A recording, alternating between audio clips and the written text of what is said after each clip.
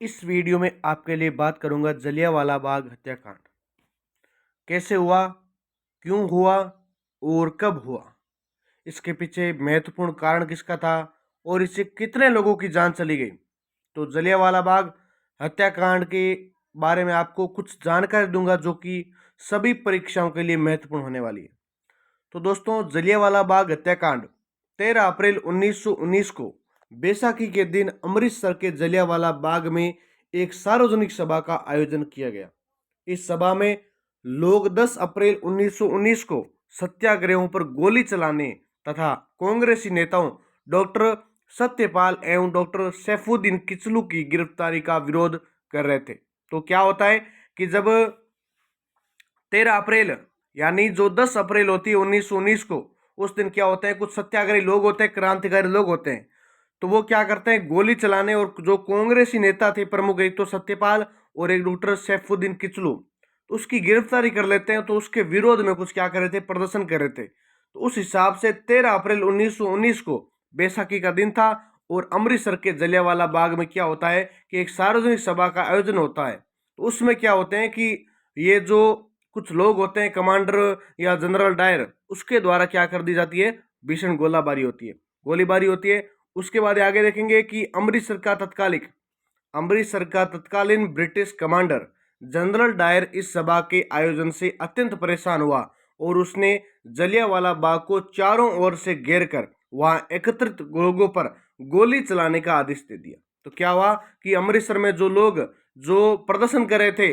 जो उनके विरोध में क्या कर रहे थे, कुछ सभा कर रहे थे, तो ब्रिटिश कमांडर जो जनरल डायर था, उसके द्वारा उस सभा पर आयोजन अत्यंत परेशान हुआ। उसने क्या कर दिया कि उस जलियांवाला बाग हत्याकांड के चारों ओर को घेर कर वहां पर जो भी लोग एकत्रित हुए थे उसको गोली चलाने का आदेश दे दिया और उन सभी लोगों को मारने का आदेश दे दिया।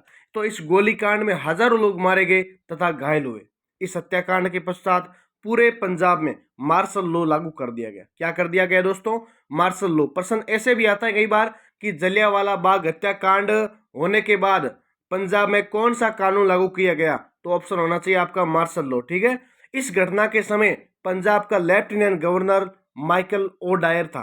तो ये आपको पता होगा कि जब घटना होती है पंजाब में, ये उस समय जो वहां का लेफ्टिनेंट गवर्नर था वह कौन था, माइकल ओ डायर। कौन था, माइकल ओ डायर। जबकि सैन्य अधिकारी रेगिनाल्ड रेक्स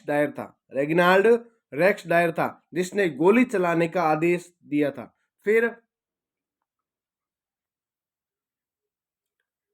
नेक्स्ट बात आती है कि जलियांवाला हत्याकांड के विरोध में कवि रविंद्रनाथ ठाकुर ने अपनी नाइट की उपाधि वापस कर दी थी। तो ये बहुत ही महत्वपूर्ण है कि जलियांवाला बाग हत्याकांड होता है तो उसके विरोध में क्या करते हैं, अपने भारत के एक महान कवि होते हैं जिनका नाम होता है रविंद्रनाथ ठाकुर।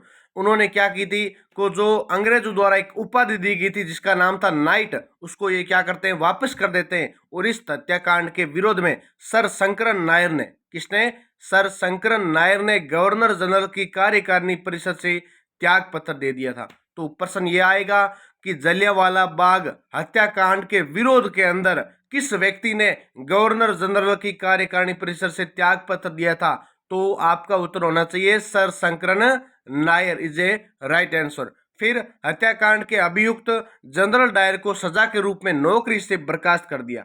तो हत्याकांड के इस अभियुक्त जनरल डायर होता है, उसको सजा के रूप में क्या करते हैं कि जो वहां पर नौकरी होती है वो जो कर रहे होते हैं पंजाब में, उस समय वहां से क्या करते हैं, इनको बर्खास्त यानी हटा देते हैं। ब्रिटेन में डायर की प्रशंसा में हाउस ऑफ लॉर्ड्स, इसकी ब्रिटेन में यानी यहां पर तो हटा देते हैं कुछ कामों के कारण, लेकिन ब्रिटिश में उस डायर की प्रशंसा खुशी के कारण, उस गोलियों को चलाने के कारण हाउस ऑफ लॉर्ड्स और हाउस ऑफ कॉमन्स में भाषण दिए गए तथा उसे ब्रिटिश साम्राज्य का शेर कहा गया।